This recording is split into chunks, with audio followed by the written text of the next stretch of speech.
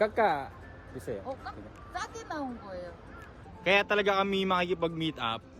Bibili kami ng second hand na service, no?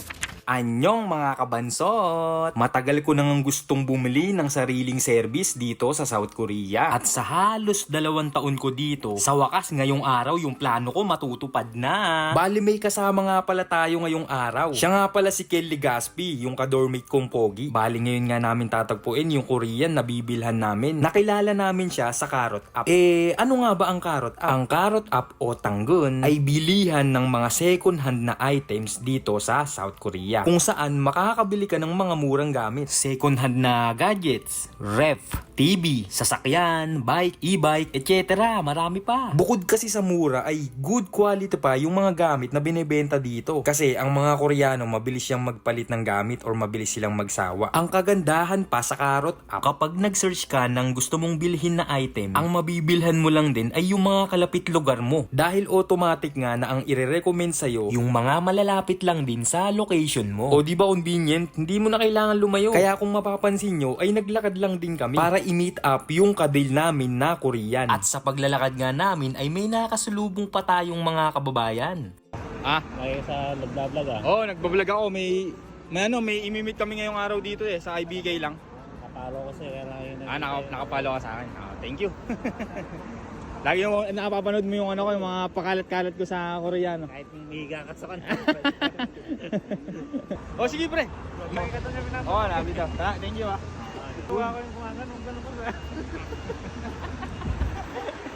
Nandito na kami sa meeting place. 3:30 ang usapan, pero 3:20 nandito na kami. Siyempre, dito kasi sa South Korea, kailangan on time ka.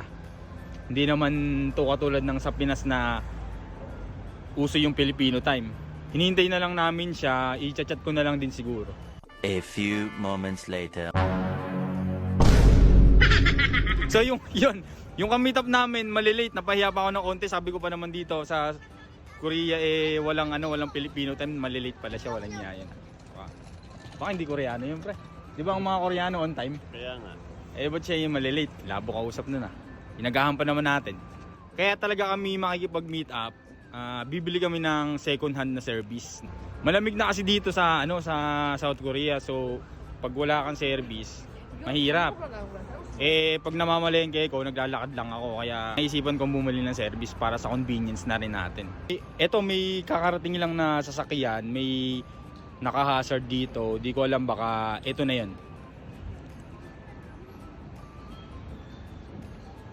At habang naghihintay nga kami, share ko muna ang ginagamit kong remittance app dito sa South Korea. Walang iba kundi ang Cross Remittance, kung saan mabilis at mataas lagi ang palitan. At tsaka may promo sila ngayong December. Kapag naubos na nga yung pre-transaction mo, yung bayad na 5,000 won ay 3,500 won na lang.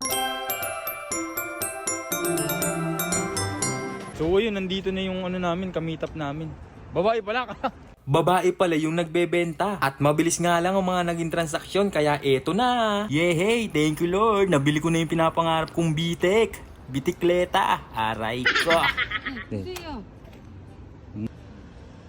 Takbo ko na, pre. Kaka, Bisaya. 싸게 나온 거예요. 깎아서 아예 5만 원이요? 내놨어요. 5만 원. 6만 원. 다른 건 검색해주시면은 네. 이거 한 10만 원 정도 나왔더라고요. 근데 싸게. 네. 예. 이거 사요. 괜찮아요. 감사합니다. 네, 감사합니다. Nakabili na tayo ng service natin. Hindi nga lang siya 4 wheels, 2 wheels lang. Lalamigin pa rin ba? Lalamigin pa rin tayo, pero at least hindi na tayo naglalakad. Bali, nabili namin siya ng 60,000 won. Humihingi ako ng tawad. Sabi niya daw yun, mura na daw yun. Ang presyo daw talaga nito nung binebenta niya, nasa 100,000 won. Ganito talaga yung sukat na hinahanap ko sa bike. Kasi pagka yung matangkad, hindi ko abot. Alam niyo naman, medyo kabansot. Aray ko. Tingnan mo yung bike sa'yo, parang pambata. Test that, tingnan mo sa akin. Sa akin, video mo ako. Pag sa akin, tama lang. Dito nga.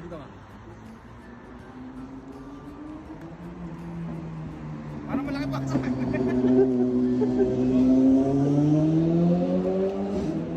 Tama lang sa akin. Pagka ikaw ang gumamit, parang ano, gumamit ka ng pambatang bike. O, nakatingkayot pa nga ako.